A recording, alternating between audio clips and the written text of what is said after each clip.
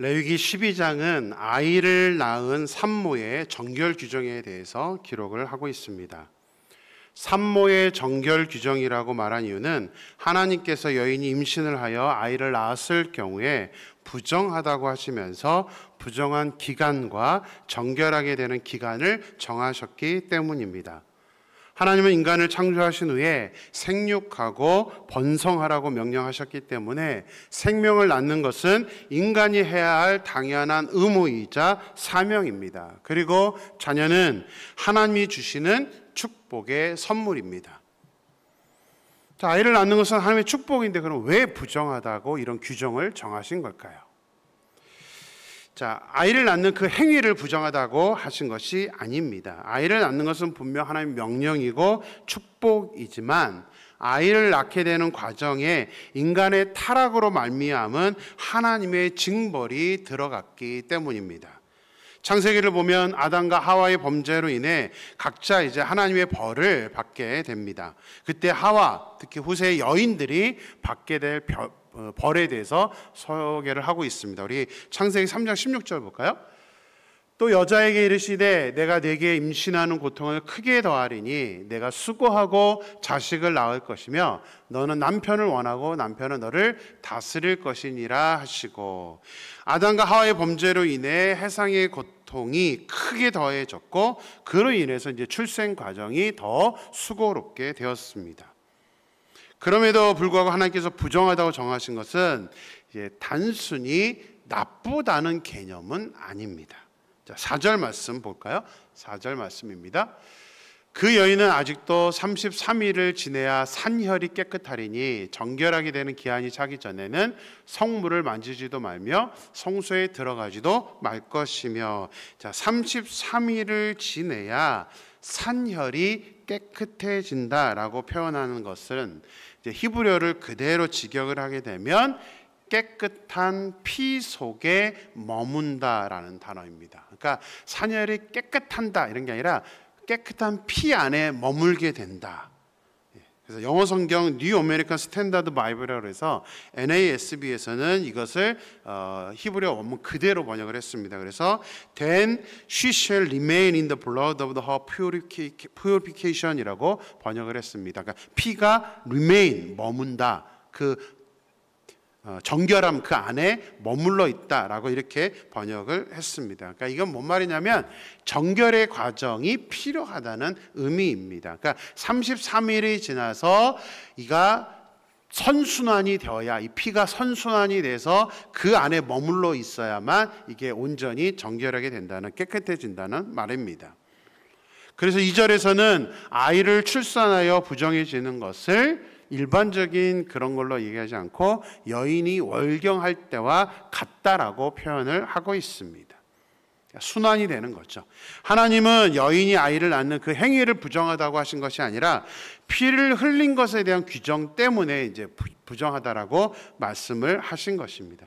우리가 이미 살펴본 번제부터 속건제의 제사 제도를 봐도 피가 생명을 상징하기 때문에, 그리고 신약에 와서는 예수님의 보혈을 상징하기 때문에 하나님께서 특별하게 이 피에 대해서는 의미를 담아서 규정하시고 그것을 레위기를 통해서 우리에게 교훈을 하고 있는 것입니다. 죄악의 결과로 인해 산모가 출산의 과정에서 피를 흘리게 된 것이기 때문에 하나님은 부정하다라고 말씀을 하고 있습니다. 그래서 이런 경우에는 반드시 피의 선순환을 통해서 정결하게 되는 일정한 기간을 반드시 보내야만 했습니다.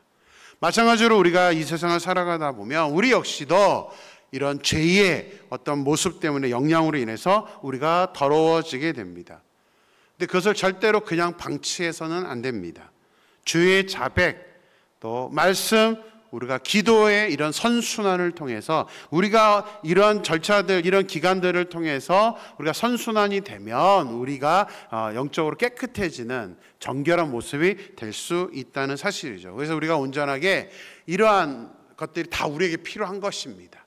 먼저는 우리가 잘못되었을 때에 우리의 죄를 자백하고 또 계속 말씀, 기도를 통하여서 우리의 그런 모든 모습들이 일정 기간이 지나는 동안에 우리가 깨끗해짐으로 말미암아 저와 여러분이 영적으로 그런 순결한 정하다라고 하나님이 말할 수 있는 그런 저와 여러분이 되기를 주님의 이름으로 축원합니다.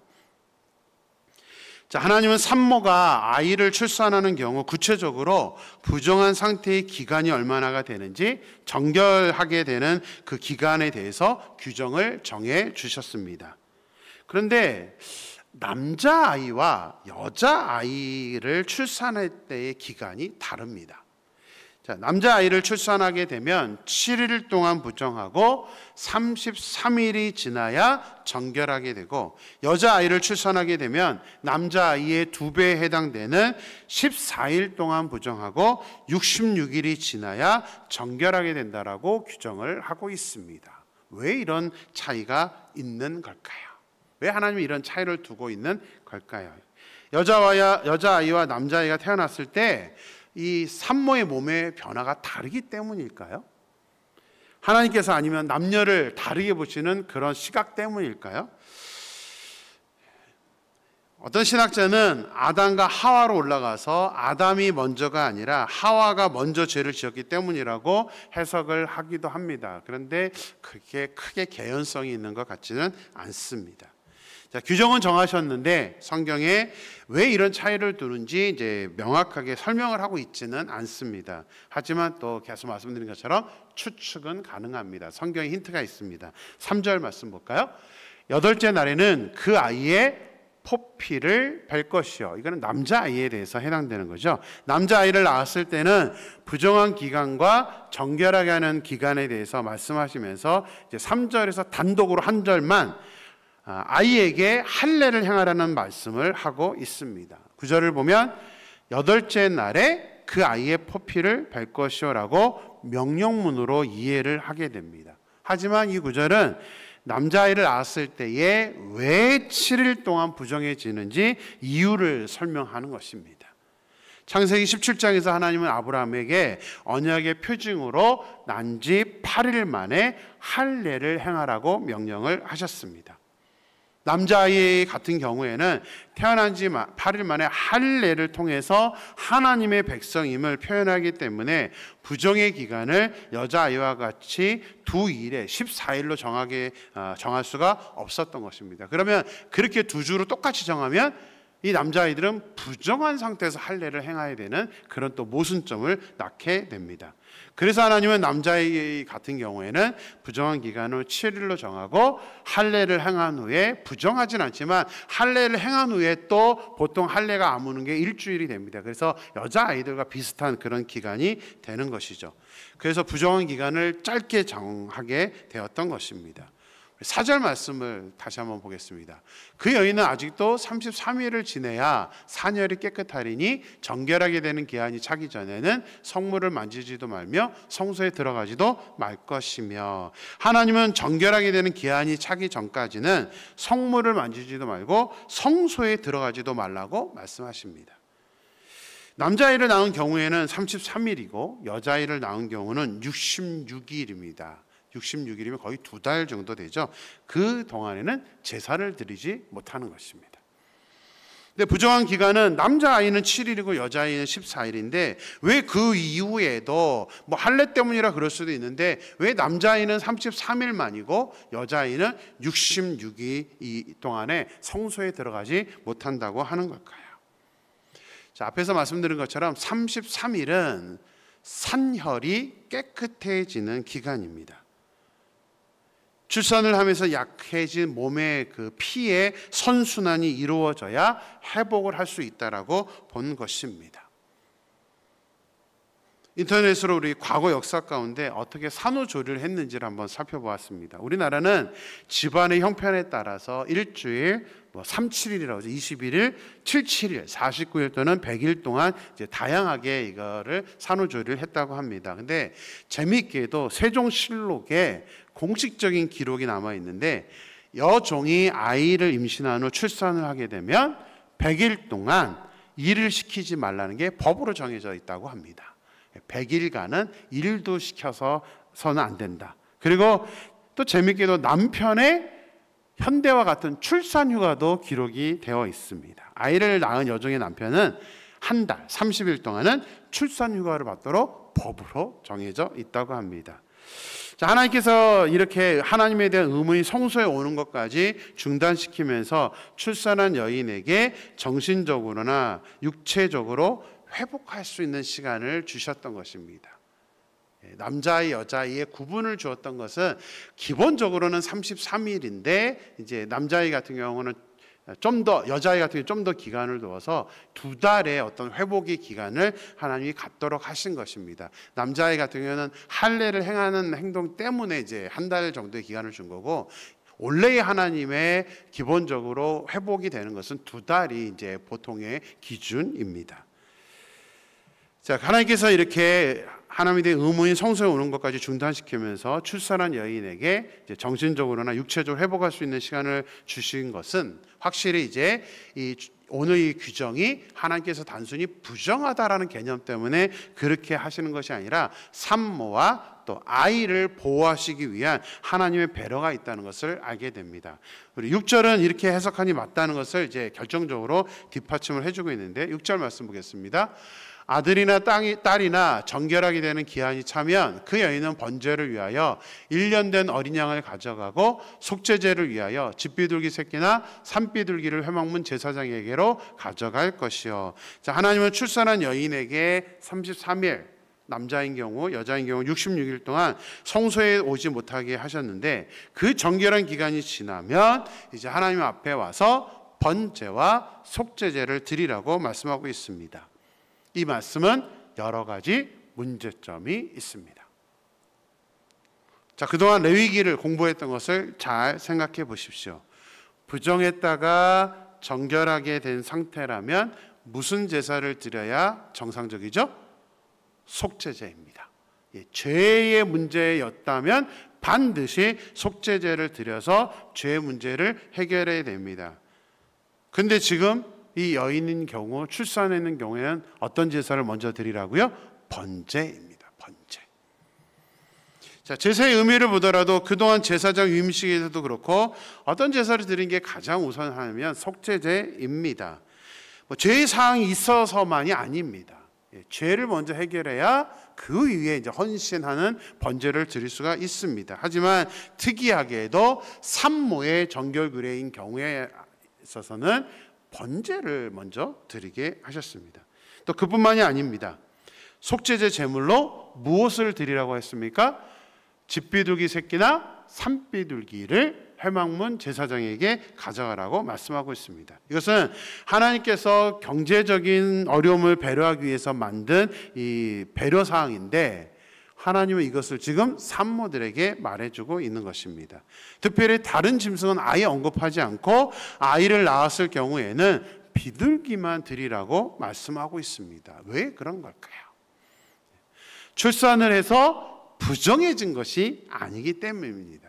도덕적으로 잘못을 해서 부정을 해진 경우에는 당연히 속죄제를 먼저로 드리지만, 이거는 부정해진 게 아니라 자녀를 낳은 것은 하나님이 주시는 선물이기 때문에, 비록 여러 절차들 때문에 정결의식을 하긴 하지만 하나님은 부담이 되는 어떤 다른 양이나 염소나 이런 걸로 드리지 말라라고 말씀을 하고 있는 것입니다. 속죄제 드리는 것은 깨끗해졌다라는 선포 의식밖에 없습니다. 그래서 경제적으로 부담이 되는 제물은 아예 언급하지 않으시고 가장 간단하게 이 집비둘기 새끼나 산비둘기로 드리라고 말씀을 하신 것입니다. 속죄제보다 더 중요한 것은 번제입니다. 왜 하나님께서 정결기간이 끝난 다음에 속죄제가 아니라 번제를 먼저 드리게 하셨는가? 이것은 출산한 여인을 배려하는 행동이긴 하지만 몸이 회복이 되면 그때부터는 이제 아이의 엄마로서 자녀를 양육하면서 살아야 되는데, 하나님은 어떠한 마음으로 살아야 되는지를 이 산모 정결한 후에 이제 성전에 처음에 나와서 번제를 먼저 드리게 하셨던 것입니다. 다시 말하면 먼저 번제를 드리는 것은 부모인 엄마가 먼저 하나님께 헌신된 사람으로 살아야 된다는 것이죠. 우리가 자녀를 양육하게 하는 것, 믿음으로 양육하는 것은 사실 여러 가지 여러 방법도 있다고 하지만 가장 중요한 것은 부모가 먼저 헌신된 것을 보여주는 것입니다. 그래서 하나님은 이 여인에게 66일 만에 또 33일 만에 다시 성전에서 제사를 드릴 때 번제를 드림으로 하나님, 제가 먼저 하나님께 헌신하겠습니다 라는 것을 선포하라는 의미로 이런 절차를 아예 정해 놓으신 것입니다. 번제를 먼저 드려라. 우리가 먼저 그렇게 헌신될 때 우리 자녀를 올바로 양육할 수 있는 것입니다. 하나님의 이런 규정들을 보면 하나님의 오묘하신 섭리들, 하나님의 마음들, 영적인 그 마음들을 정말 깨달을 수 있어서 너무나 중요하고 좋다라고 생각을 합니다. 그래서 간절히 소망합니다. 이 말씀들의 규정들을 우리가 잘 인식하고 하나님의 마음이 무엇인지, 하나님의 뜻이 무엇인지를 잘 판단해서 그치 내가 어떻게 살아야 되는 것인지를 우리가 깨달아서 하나님께 온전한 사람으로 쓰임받는 저와 여러분이 되기를 간절히 축원합니다. 기도하겠습니다. 하나님, 오늘 임신하여서 이제 출산한 여인의 정결의식을 우리가 살펴보았습니다. 하나님이 여러 가지 이제 법적인 절차들을 소개를 하는 장면에서 우리가 보게 되는 것은 하나님께서 여인이 잘못해서가 아니라 분명히 하나님 자녀는 하나님이 주신 선물인데 이렇게 정결의식을 남자아이와 여자인 경우를 구분해서 33일 또는 66일을 이렇게 구분하여 주신 것은 아버지 하나님, 그 절차들을 통하여서 무엇보다도 하나님은 이게 잘못돼서가 아니라 어떤 피해 선순환, 또 우리 현대로 적용한다면 우리가 어떤 죄악을 저질렀을 때나 또 어떤 우리에게 일이 있었을 때에 항상 우리가 하나님께 죄를 회개함으로 또 말씀으로 기도로 우리의 이런 영적인 선순환이 이루어져야 된다는 것을 우리에게 또 상징적으로 보여주고 있다는 것을 우리가 말씀을 통해서 깨닫게 됩니다. 하나님 소망합니다. 저희들이 온전한 모습으로 항상 하나님, 우리가 죄를 지을 수 있을지는 몰라도 그것을 잘 또 고백하고 다시 회개하며 주님 앞에 나아갈 수 있는 그런 저희들의 모습이 될 수 있도록 인도하여 주시옵소서. 특별히 하나님, 산모의 정결의식이 끝난 후에 33일이나 66일을 위해 하나님께 이제 처음으로 나와서 제사를 드릴 때 하나님은 번제를 먼저 드리게 하셨고 화목제를 나중에 드리게 하셨습니다. 그동안 모든 제사는 죄의 해결이 우선이기 때문에 속죄제를 먼저 드리게 하셨지만 하나님은 이 산모인 경우에는 죄의 문제가 아니기 때문에 특히 또 이후에 이제 엄마로서 자녀를 양육할 때 먼저 우선되는 게 본인의 헌신된 모습을 통하여서 자녀에게 모습을 보여주고 자녀를 양육하는 것임을 강조하기 위해서 이러한 순서들을 변경하는 것을 보게 됩니다. 하나님 소망합니다. 우리가 살아가면서 우리가 부모 되었다라는 것이 가장 중요한 것은 우리가 먼저 모범을 보이는 것, 믿음의 모습대로 살아가는 것임을 깨닫고 온전히 우리 자녀들을 잘 양육할 수 있는 저희들이 될 수 있도록 역사하여 주시옵소서. 하나님께서 함께 하실 줄 믿고 거룩하신 예수님의 이름으로 기도드렸습니다. 아멘.